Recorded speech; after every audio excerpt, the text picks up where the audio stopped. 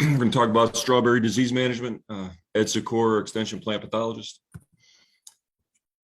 Typically with strawberries, we see things like foliar diseases, root and crown rots, and fruit rots. That was the case this year as well. I'm going to focus on 5 diseases this morning: 2 crown rots, anthracnose and Phytophthora; 2 fruit rots, botrytis gray mold and anthracnose fruit rot; and then Neopistolotia opsis, or NPT, which is a new leaf spot and fruit rot found by Dr. Connor back in March with Jacob Kelly. These, I would say, the 5 most important that we were concerned with this past year. With the crown rots, we'll see this early on, as you see on the left, plants shortly after transplanting dying. Oftentimes in the springtime, you might see plants such as in the middle where they seem to be doing, they're struggling. Older leaves are dying, upper new leaves still coming out, but eventually these plants may wilt and die completely. Off to the right, you see some plants that seem to recover on the right side of that row, but never really reached their full vigor as their neighbors on the left on that bed. That's probably Phytophthora right there. So sometimes they recover, but just never really take off. Very hard to distinguish the two, I feel, at least. I think Dr. Connor might be the only one in the state who can do it, but in the field, they're hard to distinguish. We'll start off with anthracnose crown rot. You can see again a plant in the upper left-hand corner that's struggling along. New leaves are coming out, but the older leaves are dying off. Typically what I do is just dig up a few plants, try and cut the crown open, and then look for a reddish brown discoloration in the crown. And this will indicate either anthracnose or potentially Phytophthora, depending on conditions. And anthracnose has different phases, if you will, but it can attack the crowns, the petioles, the leaves, the flowers, the fruit. Plants may die after being transferred to the field, as I showed you earlier. And then you can't get this reddish brown firm rot of the crown.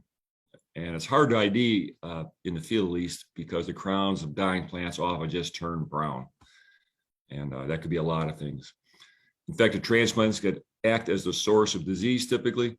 We had a significant problem last year with anthracnose. This past year, it was not a significant problem.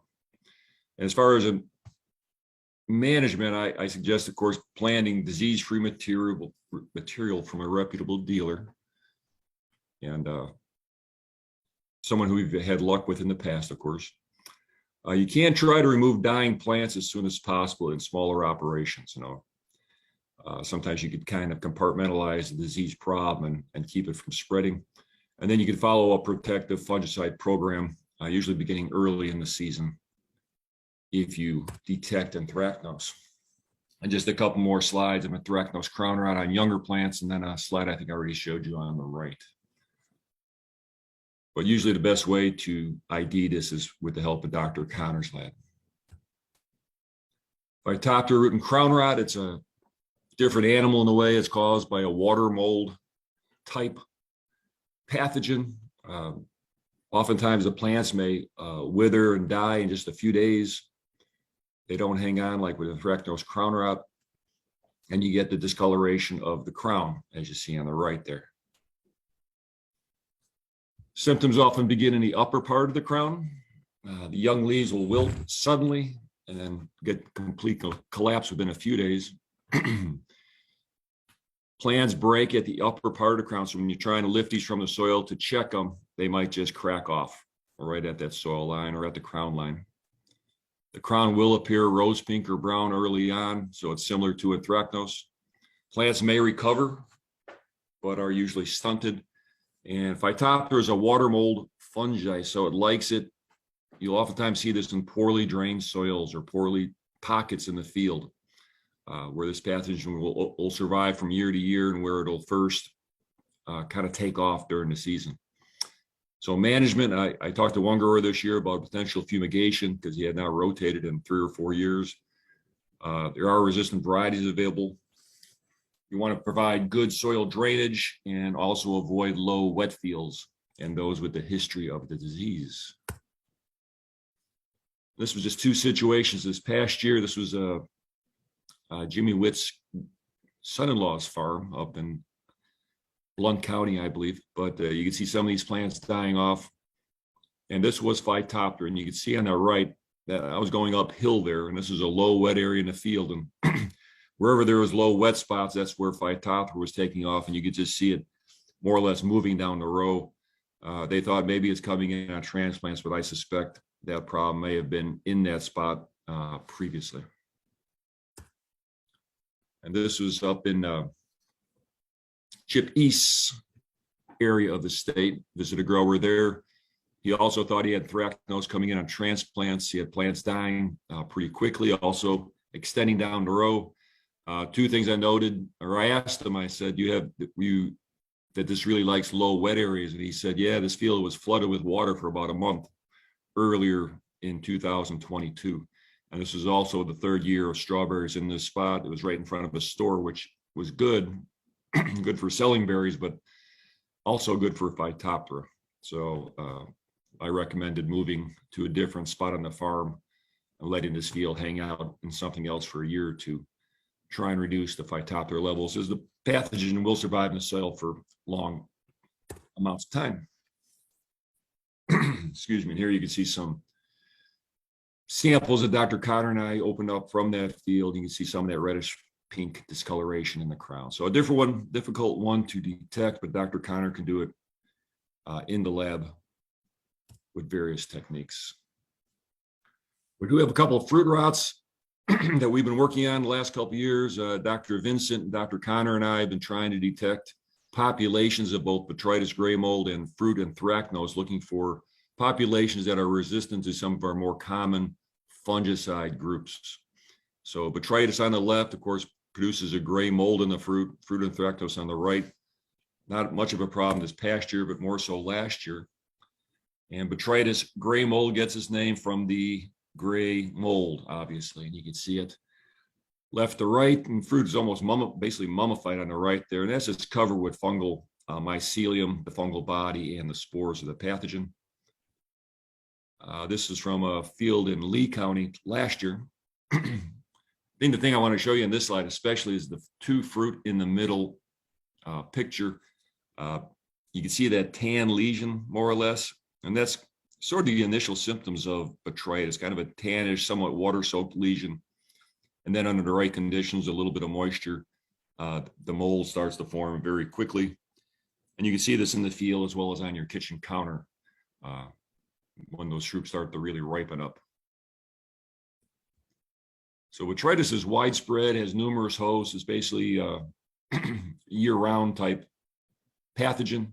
It can survive on dead plant material. Free water and cool temperatures usually favor development, but I see it right through the end of harvest with the right conditions. Green berries do seem to be more resistant to infection. As far as management, you want to avoid disease transplants, but the disease will most likely still show up. I always tell growers to try to avoid allowing over-ripened fruit to sit in the field. I tell new growers try not to overextend themselves in the second and third year, which often is not the case. They can remove and destroy fruit, but typically as you know, once growers start picking, it's hard to take time to destroy infested material. They're just trying to pick and market as soon as possible. So they kind of roll their eyes whenever I say that, but I got to tell them. And I'll see growers do this and they put all the fruit at the end of the row, which is still the source of inoculum. So a protective fungicide program is the best control. However, we're getting resistance to fungicides in multiple frac groups. Things like Benamil and the strobilurins are becoming resistant. And that complicates the fungicide usage and the fungicide program. Last year, I think the three of us visited about 26 farms, found resistance in basically in almost all of them of one form or another, sent out letters directly to growers, and we'll continue that next year. This past year was a bad year for botrytis and anthracnose as far as not being able to find it. Finally, anthracnose fruit rot. Didn't see too much of it this year, but this is a nasty problem. You can see some of the sort of a sunken black lesion on the fruit, usually a little bit harder than what you see with botrytis. Upper left, you can see what almost looks like my thumbprint on that fruit, just kind of a sunken canker, if you will. Eventually that can become tan and then black. And when you have wet conditions, you'll get orange to pink slime or mold growing right on top of the fruit surface. So the source of this pathogen is often from nursery stock, favored by rain, high humidity, moderate temperatures, spread within the field by rain and wind, and then dark lesions form on green to mature fruit. And the best management is to buy plants from a reputable nursery. And I think we're having a problem now is a lot of our transplants are all coming from the same source.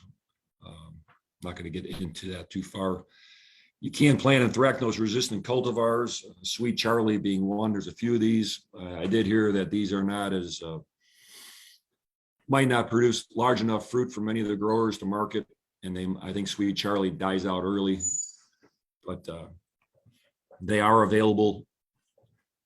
I also say monitor fields for hot spots and remove infected plants. The fruit I showed you earlier was, I think, 5 fruit from, or a half dozen fruit from 6 plants. The grower could have pulled those plants out, destroyed them, and probably stopped the disease in its tracks at that spot. But that's not always the case, usually not the case. One thing Edgar found 2 years ago was a use of a pre-plant dip, and I think this is in the Southeast Regional Strawberry Guide. Certain fungicides such as switch can be used as a dip to reduce, sorry, I'm losing my voice. Too much singing this week, I think. Reduce incidence of anthracnose and gray mold. And basically before planting, you submerge plants in the dip for at least 2 minutes, let them drain off, and then stick them in the ground. And that can be a help with plants coming in that may be infected. And also follow the strawberry IPM guide, and which was just they were working on that 2 weeks ago. Last disease I want to talk about is probably maybe the most important in our future, Neopistolochiopsis, or NPT for people like me that can't speak very well. This is one that Dr. Connor and Jacob Kelly found down in Bruton back in early March. It's a new disease in the U.S., sort of. First identified in Florida a couple of years ago, and then I believe in South Carolina and Georgia last year. And we found it, I should say they found it in Bruton early in March. Picture from Dr. Connor on the left where you can see these lesions on the foliage, which he then identified as NPT. She also had molecular backup from University of Florida. I came down to the same field a few weeks earlier. First time we saw the fruit rot phase. Does look like anthracnose fruit rot at first glance, but then you see these dark lesions, very large with this black discoloration to it, which is, I believe, a cervili type of fungal fruiting structure. So what little we know of NPT, it can cause extreme yield loss and destroy entire fields. It can spread quickly to other fields once introduced, especially after rain events. It causes a leaf and fruit spot initially, but eventually can infect the roots and crowns and cause plant death, and it appears to survive in that area. A management would be to limit operations when the plants are wet, remove infected plants if that's practical. And these are some of the same fruit that I brought back from the field with the fruit rot phase, but you could scrape that, as some Dr. Connor showed me, scrape that lesion and you'll have these really cool looking slides with 3 tails on them, multicolored. So easy to identify, I believe, at least those spores, once you get it into the lab. After that, I did look around the state with the help of some of the regional agents. I was working with Olivia Fuller here. This is at BDA Farms, I believe. Found some leaf lesions that I thought could be NPT or could be one of the other foliar diseases. I brought these back, and Dr. Connor confirmed these as NPT. Found these lesions maybe on 4 or 5 plants in that field. This was the second year for those strawberries in that about a ½ acre site.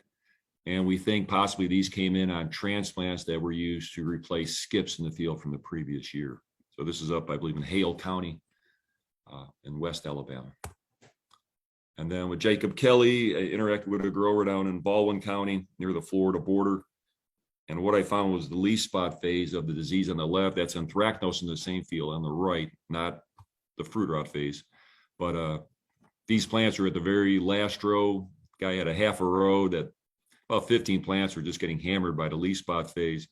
And these are plants that he got from a friend from East Alabama just to fill out his row, and they were infected with Neopestalosis. So I think we've found it in 3 or 4 counties this year in the state. So it's can be a nasty disease. I'm not sure how bad it's going to get, but it's not a good thing. Based on some research out of Florida from 2 years ago, fungicides may have an effect on it. Products like Thioram and Switch may be rotated with Rime or Tilt or Inspire may reduce incidence. Limited information right now. Florida was trying to identify resistant varieties with, I don't think they've had any luck with that.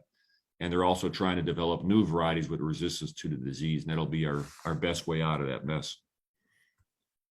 And with that, I'll stop. I always tell my students, always work with a crop that you could eat or drink in this case, but some of my information, but I'll stop there and answer any questions you may have, or we can move on with the program.